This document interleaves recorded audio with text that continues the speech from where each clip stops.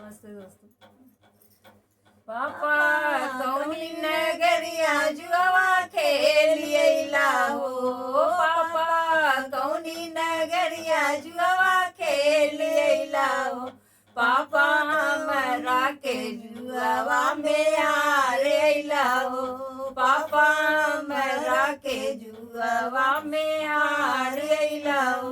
दुल्लीपुर नगरिया जुआवा खेलिएली हो बेटी, दुल्लीपुर नगरिया जुआवा खेलिएली हो बेटी, तोहरा के जुआवा में हार गईली हो बेटी, तोहरा के जुआवा में हार गईली हो।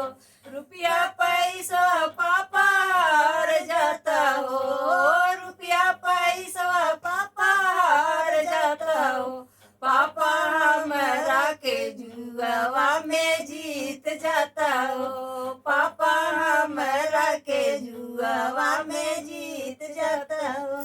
रुपया पैसा घर के लक्ष्मी बैठिन हो बेटी, रुपया पैसा घर के लक्ष्मी बाटिन हो बेटी, तू तो पराए घरवा जात बाटू।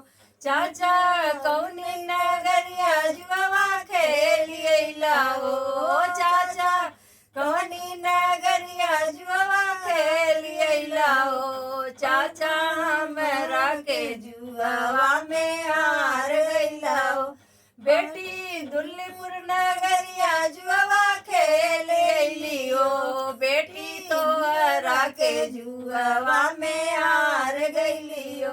लटवा गिलसिया पापा हार जाता हो, लटवा गिलसिया पापा चाचा हार जाता हो, चाचा हमरा के जुआवा में जीत जाता हो, चाचा हमरा के जुआवा में जीत जाता हो।